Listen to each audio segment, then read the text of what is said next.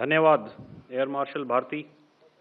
मैं आज आप सब के साथ भारतीय सेना के एयर डिफेंस मेजर्स जो कि हमने इंडियन एयरफोर्स के साथ मिलजुल कर तालमेल में लिए, उसके बारे में कुछ बातचीत करूंगा।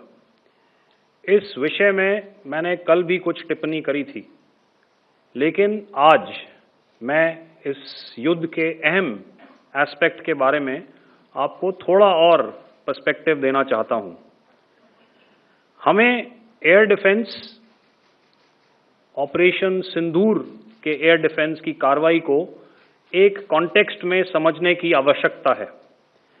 मैंने आपको कल बताया था कि पिछले कुछ सालों में आतंक की गतिविधियों का कैरेक्टर जो है उसमें कुछ बदलाव आ रहा था।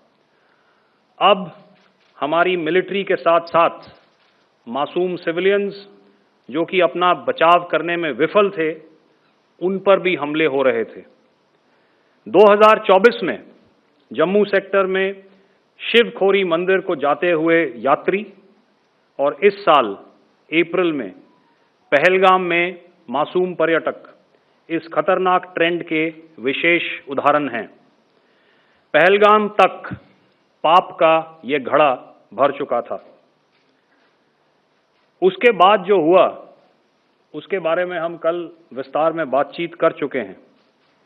क्योंकि आतंकियों पर हमारे सटीक हमले लाइन ऑफ कंट्रोल और इंटरनेशनल बाउंड्री को पार करे बिना किए गए थे, हमें पूरा अंदेशा था कि पाकिस्तान का वार भी बॉर्डर के उस पार से ही होगा।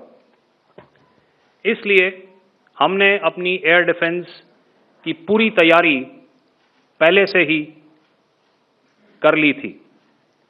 हमारी इन्वेंट्री में शामिल काउंटर मैन्ड एरियल सिस्टम्स,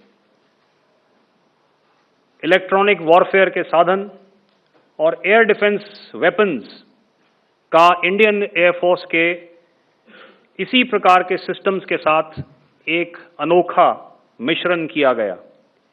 इसलिए आपने देखा कि जब जब पाकिस्तान एयरफोर्स ने हमारे एयरफील्ड्स और लॉजिस्टिक इंस्टॉलेशंस में 9 और 10 मई की रात को लगातार हमले किए, वो इस मजबूत एयर डिफेंस ग्रिड के सामने विफल हो गए।